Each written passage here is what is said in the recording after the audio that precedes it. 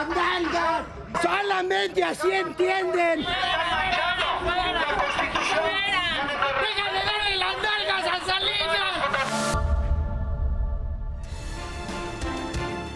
Buenas noches. Afuera de la Suprema Corte, unos cuantos siguieron con los insultos. Adentro se vivió algo que seguramente será recordado durante mucho tiempo. Al mediodía, en una sesión de 2 horas y media, el Pleno de la Suprema Corte invalidó la primera parte del Plan B electoral. Fueron 9 votos a favor de invalidarlo y solo 2 en contra. Los ministros aprobaron así el proyecto del ministro Alberto Pérez Dayán, que detallaba diversas violaciones a la forma en que se legisló para aprobar esta parte del Plan B. Los 2 votos en contra fueron de las ministras incondicionales del gobierno, las ministras Yasmín Esquivel y Loretta Ortiz. Los otros 9 ministros, entre ellos Arturo Saldívar, votaron a favor de invalidar las reformas a la Ley de Comunicación Social y la Ley de Responsabilidades Administrativas Electorales, las 2 leyes del Plan B que se habían aprobado en diciembre. Me parece que sí existieron violaciones al procedimiento legislativo que afectaron grandemente y de manera determinante la deliberación democrática de las normas que se están impugnando. Para mí, este simple hecho es suficiente para considerar que existieron violaciones graves al procedimiento. Pero me parece que se privó a los diputados y diputadas, a todos, pero principalmente a los que pertenecen a los grupos minoritarios, de participar en un debate en condiciones de igualdad y libertad.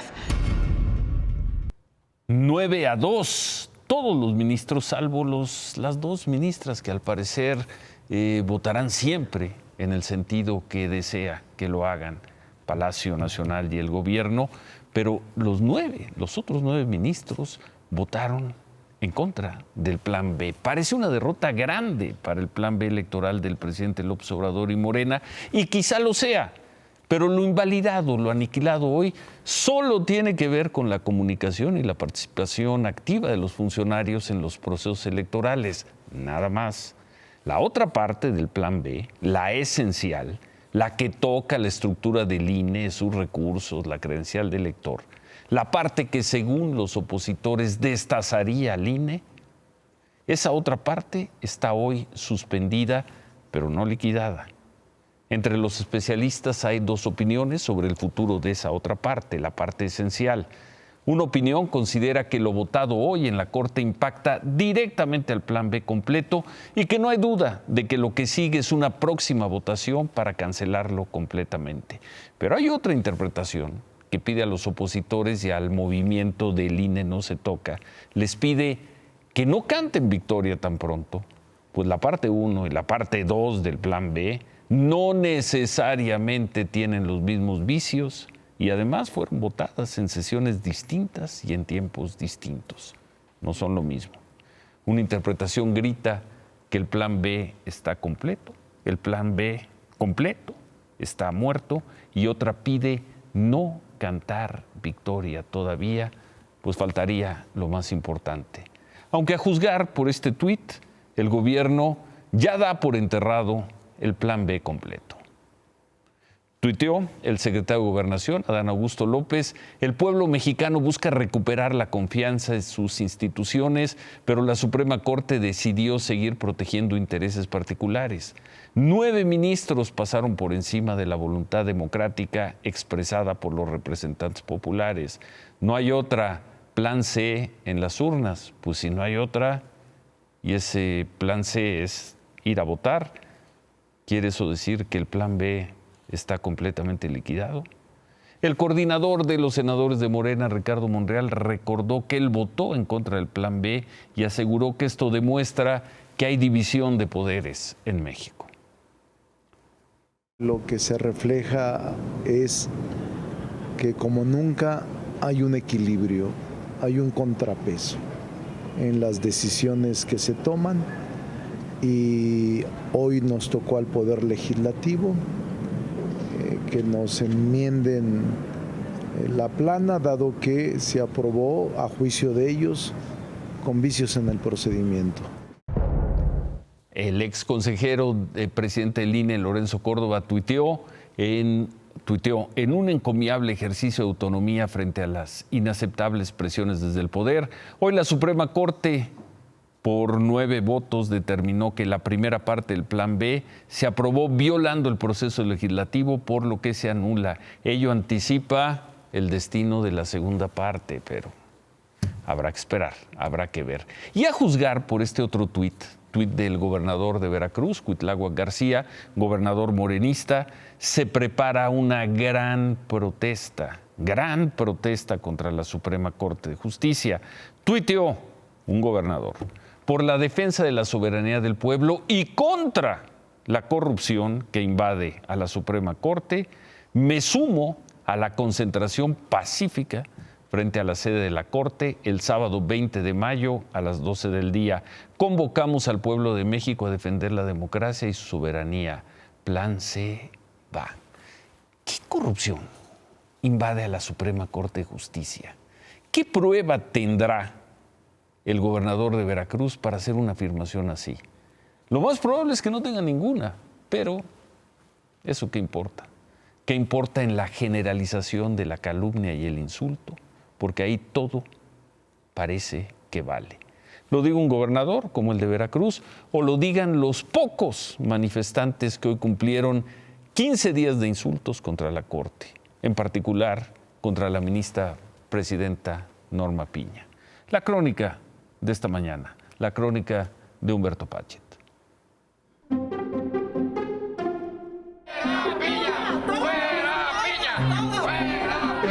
Excremento con 60,000 infecciones se llama.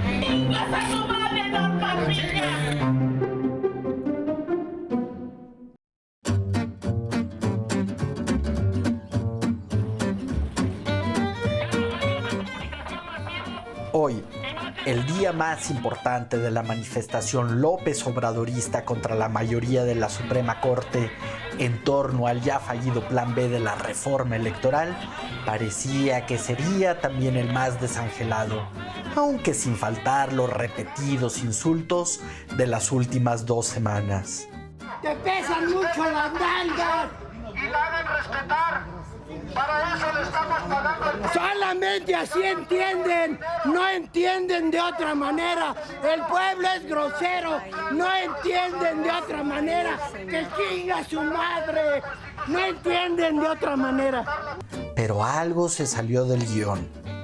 Una mujer solitaria colocó una cartulina amarilla, el único mensaje depositado ante el portón de Pino Suárez en apoyo de la ministra presidenta Norma Piña y sus 8 colegas que se aprestaban a dar palo a su vecino de Palacio Nacional. Una activista de la 4T, instruida por un hombre de la carpa, arrancó una cartulina amarilla, pero otra cartulina amarilla, no en la que se dedicaban bendiciones a los ministros, sino otra en la que se les acusaba de traidores. Mandó gente a provocar. Ciro mandó gente a provocar. Señores, sean respetuosos. Sean respetuosos. Señora, la quitó. Ciro Gómez Leiva. ¿Quién es Ciro Gómez Leiva? Viene a provocar. La mandaron, le pagaron a la señora. Señora, ¿cuánto le pagaron? ¿Cuánto le pagó Ciro Gómez Leiva? ¿Cuánto le pagaron? Le pagaron 200 pesos. Por 200 pesos, señora, su conciencia. La señora es mi vieja y no supo. Yo estoy a favor de las láminas. Gómez Leiva está matando provocadores. Yo estoy a favor El de señor todo esto. Ciro Gómez Leiva está Y ella matando también. provocadores. ¿Y por qué la quitó? Ahorita le voy a preguntar por qué. Ella es mi vieja. Es totalmente falso. Y esa lámina A Ciro le está estamos a diciendo favor el de la pueblo. justicia. A Ciro Gómez Leiva. Y ella la quitó y yo la regañé. Oye, ¿por qué? ¿Qué no le está leyendo? Y mientras adentro la corte hacía lo suyo, afuera la tremenda manifestación seguía con lo propio. Cuando los jueces comenzaban a dar la puntilla al plan B, afuera, la media docena de activistas debieron desalojar la banqueta para bajar a la calle por la falsa alerta sísmica. Pero su temblor no cesaba. Por favor, por su seguridad, de aquel lado, todos de aquel lado, por favor. Replieguense hacia el centro, por favor. Sí, protege a los ricos, es lo malo de la manipulación. Mire, y no estoy diciendo piruja, pero ganas no me faltan, como esclavos. Ya lo dijo. ¿Qué le parece que le hable así a una mujer? México mágico. Ciro, saludos. Remátala, David. Ciro, arriba el Puma C. Pues data. Todo es culpa de Morena. Ve cómo ando por culpa de Morena. Corre la voz, Ciro. Ahí en tu programa. Soy yo. Pues saludos a este señor. Lo decíamos, pues lo que se puede decir y cómo se puede insultar sin tener una sola prueba. Una señora, una activista de la 4T se equivoca, quita la manta, la pancarta, el letrero que no debía y resulta que yo la mandé, que yo fui el responsable. No importa que la pareja o el esposo de la señora dijera, no, se equivocó, es mi mujer, se equivocó.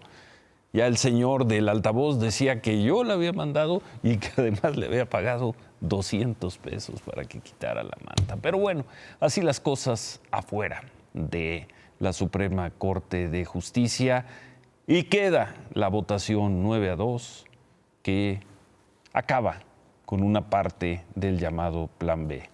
Falta la otra parte, la medular, la esencial, y veremos de qué tamaño es la manifestación, pues que según el gobernador de Veracruz está llamando el pueblo para el sábado 20 de mayo en la Suprema Corte.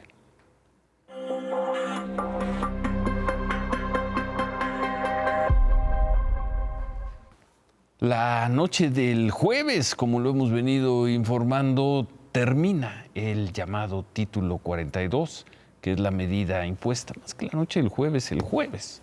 Este Título 42 termina, esta medida impuesta por el gobierno de Estados Unidos para expulsar de inmediato a los migrantes ilegales por razones de la pandemia. Eso ya no va a aplicar.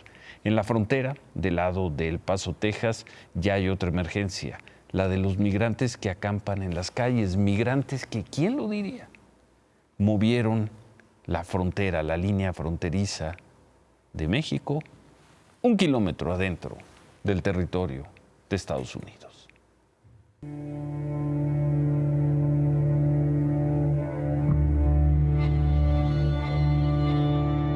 No, esto no es normal.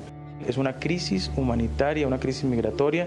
No estábamos acostumbrados a esto y no estamos preparados, por supuesto, ni como ciudad ni como iglesia, para esta afluencia de migrantes que se han quedado precisamente aquí alrededor de la parroquia. Regadas en las banquetas y calles alrededor del Sagrado Corazón, una iglesia jesuita que se levantó hace más de 100 años justo para atender a migrantes, cientos de personas, más de 1000 según los religiosos, han adelantado 1 kilómetro la frontera entre México y Estados Unidos. ¿Por qué? Porque ya están en El Paso, Texas, pero siguen sin papeles, siguen durmiendo en la calle y siguen bajo el riesgo diario de ser deportados. Ahora han llegado activistas en derechos humanos que han reunido a buena parte de las personas migrantes que durmieron aquí para hacerles saber, son pocos minutos antes de las 8 de la mañana, que no habrá autobuses para que ellos continúen su viaje o sus recorridos adentro de Estados Unidos. Lo que mucha gente no sabe es que saliendo de la ciudad del Paso tenemos puntos de chequeo en donde se encuentran los oficiales de inmigración, y si uno viaja sin tener algún permiso legal para permanecer en los Estados Unidos, van a ser sujetos a ser detenidos. Si las calles alrededor de la parroquia rebosan de gente, si los albergues del Paso ya no pueden con un alma más, es porque hay puertas abiertas. A casi 16 kilómetros del centro está la 42. Por aquí cruzan a rastras. Se forman y esperan, a veces días, a que la patrulla fronteriza los lleve a un centro de detención donde les tocará otra vez esperar. Pero la incertidumbre por el fin del título 42 ha traído hasta aquí a cientos de personas, familias en su mayoría como ellos. Son 13, 3 niños en brazos, colombianos, prácticamente con las manos vacías.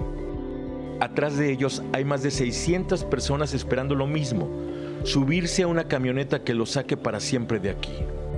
Cada que sale un vehículo repleto de migrantes, hay aplausos. Ahí están entrando. Ya están entrando y están teniendo prioridad las mamás que tienen bebés de brazos. Sí, nos están ayudando. Las que están en embarazo, las están sacando de primeras. Y a los niños también, o sea, a las familias. Pero vamos bien, gracias a Dios, los van a procesar a todos. America is not open to people who are trying to come here illegally. Pero la rendija que ha abierto el gobierno de Estados Unidos la quiere cerrar de golpe el gobernador de Texas, Greg Abbott, quien anunció el despliegue de una nueva fuerza táctica en la frontera para responder a la creciente crisis. Lo hizo con camisola de campaña y aviones militares de fondo para que no quede duda. Y con soldados de la Guardia Nacional ocupando posiciones en la línea fronteriza, apuntando sus vehículos militares popularmente conocidos como Humvees hacia Ciudad Juárez. Los vehículos no están artillados, pero sus ocupantes van armados. Solo al oeste del centro de las ciudades Juárez-El Paso, hay no menos de 13 vehículos de estos cada 400 metros en un despliegue que parece efectismo, porque por aquí no están cruzando los migrantes. Porque ellos han encontrado otros huecos y se apuran a explotarlos antes del jueves, cuando termine la política conocida como Título 42. Un día después, seguramente se anunciará más muro, más sanciones, más soldados o lo que venga. Y ellos, seguramente, darán con nuevas rendijas para continuar su camino al norte.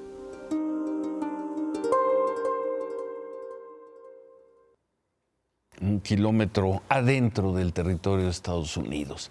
Bueno, veíamos lo que dijo el gobernador de Texas, Greg Abbott. En la mañana el presidente López Obrador lo criticó por el despliegue que ha hecho para frenar la migración. El presidente dijo también que mañana va a tener una llamada con el presidente Biden para tocar el tema de migración y de fentanilo, que va a ser a las 9:30 de la mañana. Hoy hubo un mensaje del embajador de Estados Unidos en México sobre el tema de fentanilo, explicando que también del lado de Estados Unidos están trabajando mucho, pero bueno, así las cosas en la frontera a horas de que quizá cambien radicalmente las cosas. En la tarde se llevó a cabo la primera audiencia de un señor de nombre George Álvarez, 34 años, quien ayer, al parecer de manera intencional, atropelló a 18 migrantes, matando a 8 de ellos. Esto ocurrió en Brownsville, en Texas. George Álvarez enfrenta 8 cargos por homicidio, pero le pusieron homicidio imprudencial, y 10 por asalto con un arma mortal. La policía de Brownsville informó que este hombre es residente de la ciudad y que tiene antecedentes por conducir bajo efectos del alcohol, también por robo de un vehículo, por violencia familiar. Un juez le fijó una fianza por $3.600.000 para que pueda defenderse en libertad. 8 personas muertas. Y es que hay conmoción por este video, un video que grabaron las cámaras de seguridad. Es el momento en que ese hombre atropella a los migrantes. La mayor parte eran venezolanos, estaban en la parada del autobús frente a un albergue. La policía de Brownsville explicó que George Álvarez, el conductor, se pasó un alto, perdió el control, se subió a la banqueta y ahí terminó volcando su vehículo. Luego trató de escapar, pero fue retenido por personas que estaban en el lugar. La policía, determinará, y las autoridades, si fue intencional o no. 10 migrantes siguen hospitalizados. Yo llegué con un sueño, darle un mejor futuro a mis hijos. Ahora resulta que no tengo pierna, no tengo... Mis sueños todos se han roto, se han ido. Y fue en cuestión de momentos, pues.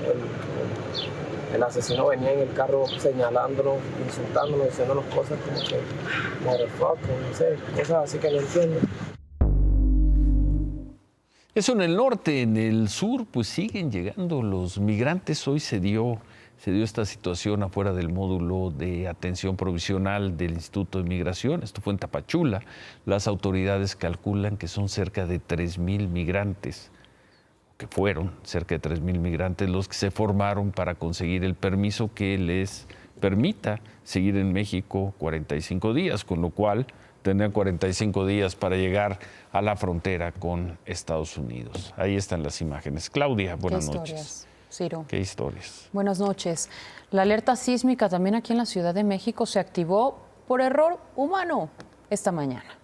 Sonó a las 11:45, se escuchó en algunos puntos de las alcaldías Gustavo Amadero y Cuauhtémoc. Y otras más, ¿eh? Y otras en más. En Álvaro Obregón también. ¿Te tocó? Sí. Pues eso ocurrió justo cuando la jefa de gobierno, Claudia Sheinbaum, ofrecía una conferencia de prensa y al regresar al evento dijo esto.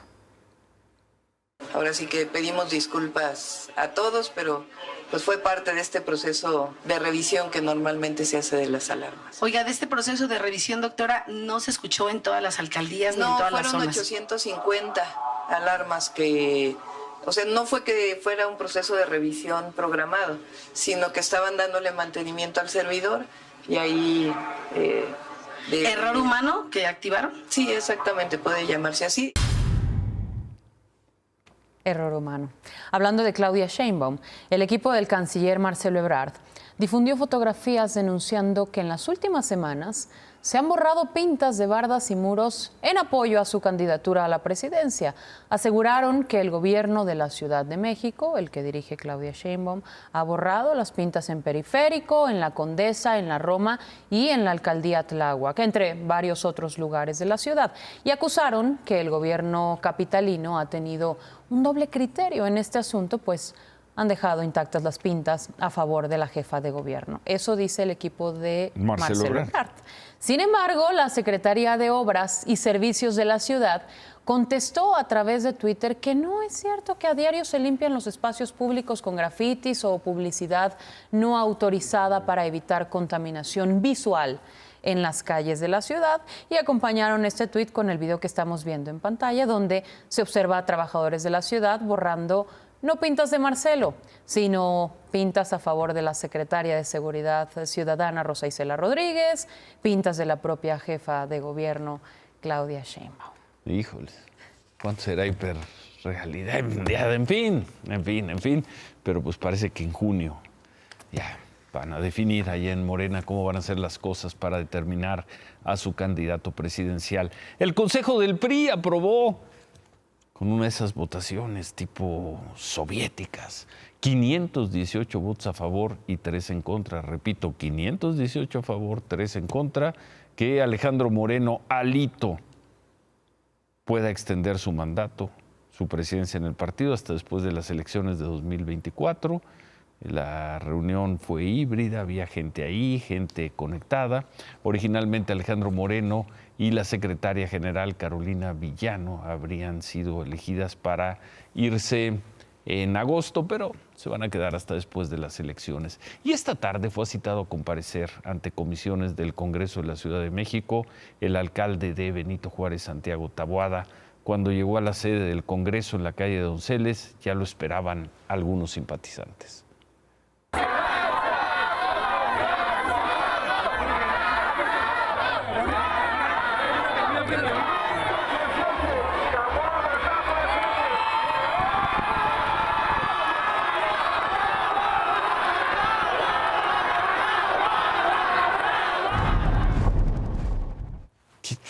¿Fue el pueblo? Sí, pues por lo visto. ¿Fue el pueblo también, como dicen?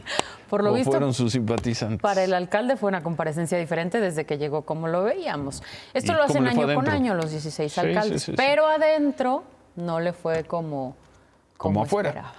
Por lo menos no le fue como lo que acabamos de ver, porque el alcalde defendió durante más de 3 horas los resultados de su gobierno en programas sociales, en seguridad, pero por supuesto que el tema central, el platillo fuerte de esta comparecencia, fue el tema de la corrupción inmobiliaria en la alcaldía Benito Juárez, y esto fue parte de lo que se dijo.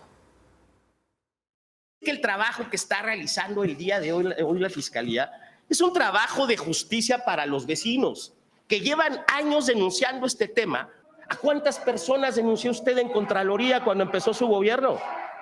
¿Cuántas acciones penales? ¿A cuántas personas corrió? Yo quiero agradecer mucho al PRI, al PRD, al Frente Cívico Nacional, que la semana pasada dijimos de manera muy clara, no nos vamos a dejar, por más que usen a las fiscalías. Por cierto, una fiscal que tiene más ruedas de prensa para hablar de Benito Juárez que de feminicidios en esta ciudad. ¿Y qué pasó y en qué acabó? Nada. Pues nada, le reprocharon que no aceptara su participación o su responsabilidad en torno al cártel inmobiliario. Él insistió en que va a llegar hasta las últimas consecuencias y en que quizá mañana suceda algo interesante en el Congreso de la Ciudad de México. Lo veremos, Ciro. En otras cosas, esta noche productores de maíz y de trigo llevan más de 12 horas de protesta afuera de las instalaciones de Pemex en el puerto de Topolobampo, al norte de Sinaloa. Los agricultores llevaron maquinaria, se plantaron afuera de las instalaciones para pedir al gobierno federal que les den precios de garantía a sus productos. La protesta se realiza hasta ahorita de manera pacífica. Para negociar sus precios se acordó ya una reunión con el secretario de Gobernación, con Adán Augusto López, para el próximo lunes. Sin embargo, la protesta sigue y por lo visto seguirá. Topolobampo. Bueno, gracias, Claudia. No me puedo ir, Ciro. Y no me puedo ir porque el sábado, como bien lo decíamos aquí el viernes, se llevó a cabo en la abadía de Westminster la coronación de Carlos III y de su esposa Camila como rey y reina de Inglaterra. Hoy, desde la cuenta oficial de la familia real, el rey Carlos III compartió un mensaje de agradecimiento a quienes se unieron a las celebraciones. Gracias por su dedicación y tiempo. El nuevo rey y la reina de Inglaterra expresaron también que a partir de ahora van a dedicar sus vidas a servir a la gente del Reino Unido, los reinos y la mancomunidad británica. Una coronación que tuvo una audiencia de alrededor de 20 millones de personas. No superó los niveles de la audiencia de la coronación de la reina Isabel, que alcanzó en ese entonces, hace 70 años, 27 millones. Pero le salió bien. Pero les fue bien. Bueno. Y la foto oficial, ahí está. Y ya tienen a su rey. Y a su reina. Bueno, y a su reina. Oficialmente a su reina también. Gracias. Buenas noches, Ciro. Gracias, Claudia. El jueves de la semana pasada, la directora del CONACYT, aquí lo vimos, María Elena Álvarez Buila, fue cuestionada en redes por esta fotografía con el entonces presidente Enrique Peña Nieto. Estaba muy sonriente la directora del CONACYT. La directora del CONACYT, que había criticado a científicos y académicos que, según ella, no levantaron la voz en el sexenio pasado. Pero bueno, ante esa crítica subieron en redes sociales esa fotografía de una muy sonriente mujer. Hoy, María Elena Álvarez Buila respondió en Twitter y dijo: en 2017 recibí el Premio Nacional de Ciencias, aunque no me fue fácil acudir a dar la mano a un presidente que traicionó al pueblo de muchas maneras, incluyendo la aprobación de las reformas estructurales. Aproveché la ocasión para difundir los hallazgos y la lucha de miles de colegas y ciudadanos contra los transgénicos. Pues en una de esas sí, pero bueno, queda ahí la imagen, y en la imagen indignada no se veía muy contenta, saludando a Enrique Peña Nieto, pero eso fue ayer. Vamos a una pausa, pero antes, ¿qué va a pasar mañana temprano? David.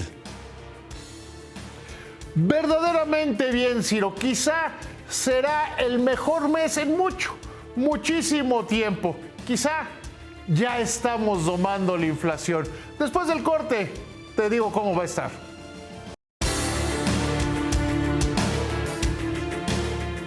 La secretaria de Economía, Raquel Buenrostro, dijo que Canadá ya no contempla ir a un panel de controversia, esto en el marco del acuerdo comercial, por las diferencias energéticas que tendría con México. La secretaria Buenrostro confió en que ocurra algo parecido con Estados Unidos. ¿Cómo van las negociaciones con Estados Unidos y Canadá? Van muy bien. Ayer, la semana pasada hizo una declaración incluso la secretaria de Canadá, Marianne. Ella se sentía muy satisfecha por todos los diálogos.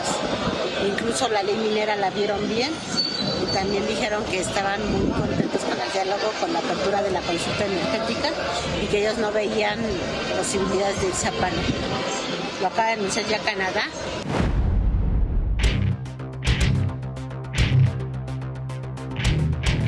Si usted tiene la costumbre de levantarse temprano a eso de las 6 de la mañana, como tú, Ciro, cuando ya estás despierto y trabajando a esa hora, ¿cómo estás? Buenas noches. Te darás cuenta que el padre del análisis tiene la razón en lo que voy a decir ahorita. Tendremos el mejor mes de inflación en muchísimo tiempo. Mañana, que salga la información. Que salga la información, el INEGI la da a conocer a las 6 de la mañana. Entonces podrán constatar que la inflación habría disminuido quizás 0.02, 0.03. Empieza a bajar la inflación. Pues hay algunas razones. Uno, porque la base aritmética es diferente, viene de un nivel muy alto y va bajando. Dos, que sí están disminuyendo los precios. Sí hay una disminución generalizada en los precios, no en todos, hay algunos que están muy caros, siguen estando muy elevados, por ejemplo, los precios de la inflación subyacente, los precios de los servicios. Sin embargo, parecería que la inflación está empezando a disminuir y de ahí depende cómo será la decisión de política monetaria que anunciará el jueves próximo. El jueves 18. El jueves 18, en la Junta de Gobierno de Banco de México. Sería probable que se termine, o por lo menos que se pause, esta larguísima cadena que hemos tenido de alzas en las tasas de interés. Yo estoy convencido de que quizá podremos ver el primer respiro desde la pandemia en materia de inflación. Todavía sigue muy alta, Ciro.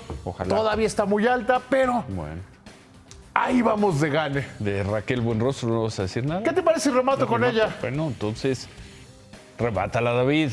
Se los dije, no se metan con Raquel, déjenla en paz. Está haciendo un gran trabajo la secretaria de Economía.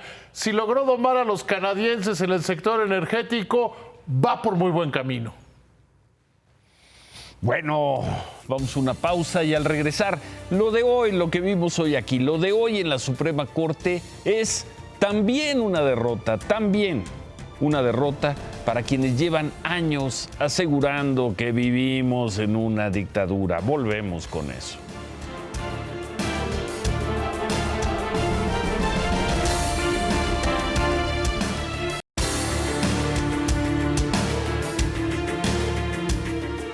El voto de hoy de la Suprema Corte de Justicia ha sido también una derrota para quienes llevan años asegurando que México vive bajo una suerte de dictadura populista.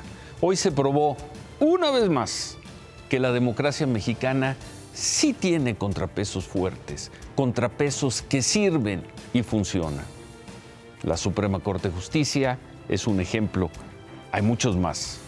El país, cierto, está políticamente encendido, pero aunque a veces no lo parezca, la mayor parte de los actores no han dejado de hacer su trabajo en estos 4 años y medio.